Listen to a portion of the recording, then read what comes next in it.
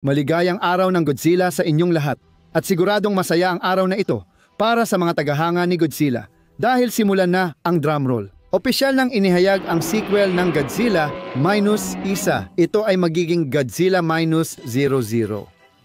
Jacob, 0 lang pala. Minus 0 lang pala. Godzilla Minus 0. Pag-uusapan namin ang kakaibang pamagat ng pelikulang ito at lahat ng nalalaman namin tungkol sa Godzilla Minus 0 sa video na ito. Aaminin ko, sa ngayon hindi pa marami. Kahit konti pa lang ang pahiwatig nila, nagkakagulo na agad ang Godzilla community. Yan naman ang gusto mo, di ba? Marami ng mga teorya ang ginagawa. May ilan na medyo malayo, pero may iba na baka tama talaga. Kaya siguraduhin mag-subscribe kung hindi ka pa nakakapag-subscribe.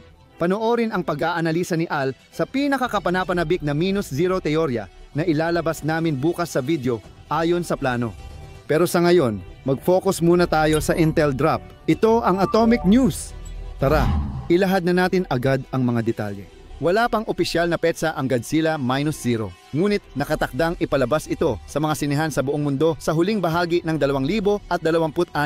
Kaya sana, isang taon mula ngayon, lahat tayo ay sabik na naghihintay na mapanood ang pelikulang ito. Kapag may eksaktong petsa ng pagpapalabas ng pelikula, agad naming ipapaalam sa inyo. Ngayon, ipapaalam ko na nagsimula na ang produksyon at opisyal nang nag-umpisa ang pagkuha ng pelikula ngayong taon. Ayon sa balita, mas mataas na ngayon ang budget kaysa dati. Dahil dito, nagkakaroon si Yamazaki at ang team niya ng mas maraming oras para pagandahin ang visual effects. Planado rin ang pag-shoot sa iba't ibang internasyonal na lugar na nagpapakitang mas malawak ang saklaw kumpara sa Minus 1. At ang malaking pagtaas ng pondo para sa pelikulang ito ay partikular na inilaan upang bigyang lakas si Direktor Takashi Yamazaki at ang kanyang team. Upang palawakin ang cinematic spectacle, nangangako ito ng makabago at nakakaengganyong visual na hihigit sa mga dati nating nakita. Kaya nilang gawin ang Godzilla Minus Isa na mas mababa pa sa 15 milyon. Kung dodoblehin ang budget, siguradong may aasahan tayong magandang sorpresa. Sana hindi ito panloloko. Alam kong ilang araw pa lang mula Halloween, pero kailangan ko lang yon banggitin. Sige, tuloy na tayo at pag-usapan ang pamagat. Godzilla Minus 0. Sa Godzilla Minus Isa, ipinakita na nasa 0 ang Japan pagkatapos ng ikalawang digmaang pandaigdig.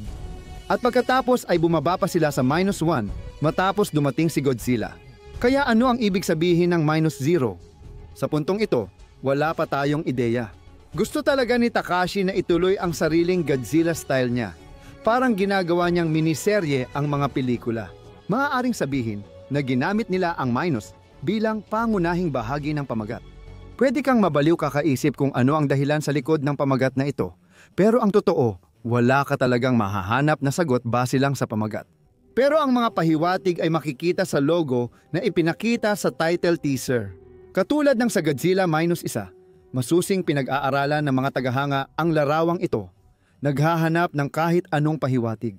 At maaaring may isa na nasa harap lang natin at iyon ang pagtutuunan natin ng pansin ngayon. Ngayon, lahat tayo ay maging bukas ang isipan dito. Ang logo na ito ay nagpapaalala sa akin ng isa sa mga Rorschach test. Kaya kung anuman ang makita mo ay maaaring iba sa nakikita ko. Pero sa ngayon, karamihan ng tao ay mukhang ganun ang iniisip. Ang larawang ito, ang logo na ito, ay nagpapakita kay Noriko, ang babaeng pangunahing tauhan mula sa Godzilla Minus Isa. Nagdarasal. Mahirap makita agad pero kung tititigan mo, makikita mo ang guhit. Mukhang isang babae na nakayuko ang ulo at parang nakataas ang mga braso na parang nagdarasal. Kita mo, may buhok dito. Narito ang mga labi at ilong. Gets mo ba ang ibig kong sabihin? Ngayon, kung patuloy mong tititigan ito, pwede mong sabihin na baka isa lang itong halimaw na may malaking bibig o baka naman ibang bagay pa. Pero kailangan nating tandaan kung paano nagtapos ang Godzilla Minus Isa. Wala pa akong naranasang mas malaking cliffhanger kamakailan, kung saan si Noriko, matapos isiwalat na nakaligtas siya sa atomic blast ni Godzilla, ay nagkaroon ng kakaibang itim na bukol na gumagalaw at nabubuo sa kanyang leeg. Malinaw na nahawa siya ng ilang G-cells o iba pa na nagpapahiwatig ng madilim na mangyayari. At sa kabuuan, mukhang pinagtitibay pa nila ang seryoso, mas madilim at mas mabigat na tema ng Minus 1. Kaya mukhang magiging totoong pagpapatuloy ito ng pelikulang iyon.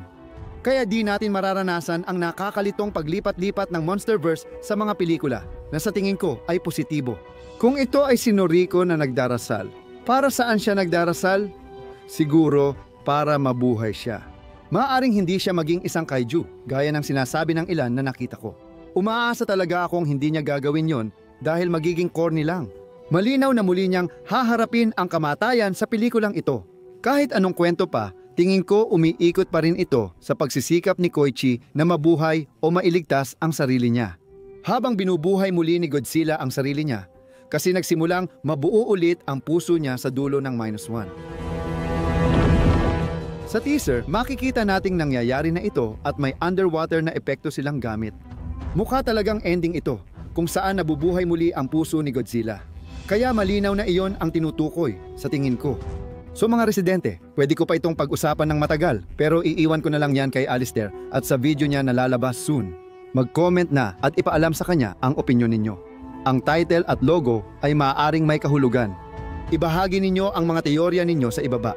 Kung ang imaheng iyon ay si Noriko o ibang halimaw na di pa natin alam, maaari pa rin tayong bumuo ng matibay na hinuha. Sa tingin ko, malaki ang posibilidad na ang kapalaran ni Noriko ay magiging isang napakahalagang bahagi ng kwento. Base sa sinabi ni Takashi, malamang may isa pang halimaw na darating sa kwento. Ito ba ay magiging parang tulay sa mga klasikong pelikula kung saan magkakaroon ng koneksyon si Noriko kay Godzilla? Papayagan ba niya si Noriko na pakalmahin ang hari at tulungan itong talunin ang halimaw? O siya na mismo ang magiging halimaw na yon? O baka unti-unti na lang talaga siyang namamatay? Ang punto ng kwento ay makabuo ng lunas gamit ang DNA ng ibang halimaw o kumuha kay Godzilla. Hindi natin alam at maganda iyon. Sana excited ka pa sa ibang teorya at videos tungkol kay Godzilla -0 dito sa channel, kasi kami rin. Para sa isang maliit na revelasyon, talagang na-excite ako at sabik na akong makakita pa ng iba. Gusto ko lang sabihin, paano? Yung sequel ng Troll, yung astig na pelikula sa Netflix, ang Troll 2 ay naglabas ng trailer noong nakaraang linggo. Hindi ko ito nabanggit dati, pero gusto ko lang sabihin na gusto ko talaga yung orihinal. At mukhang maganda rin ito. Baka mas maganda pa. Balak kong pag-usapan ito paglabas nito dito mga 1 buwan mula ngayon. Kaya sabihin nyo sa akin kung gusto nyo pa ng troll na content at hindi yung masamang klase ng troll. Alam nyo na ang ibig kong sabihin. Sa tingin ko ang Godzilla -1 at Troll ang pinakamagagandang modernong version ng klasikong kaiju films na napanood natin kamakailan. Sana magpatuloy ang trend na ito sa mga sequel. Sana natuwa kayo sa atomic na balitang ito. Mag-iwan ng suporta sa channel kung tingin nyo ay deserve ko. Bantayan nyo ang Danger Bill dahil marami pa kaming halimaw na ideya. Pasensya na kung medyo nabawasan ang pagpo-post namin dito nitong mga nakaraang araw. Naglaan lang kami ng kaunting oras para maghanda para kay Lynn at sa malaking winter push. Tara, ituloy na natin ang paglalakbay. Ako si Jacob. Salamat at enjoy sa araw ninyo. Paalam!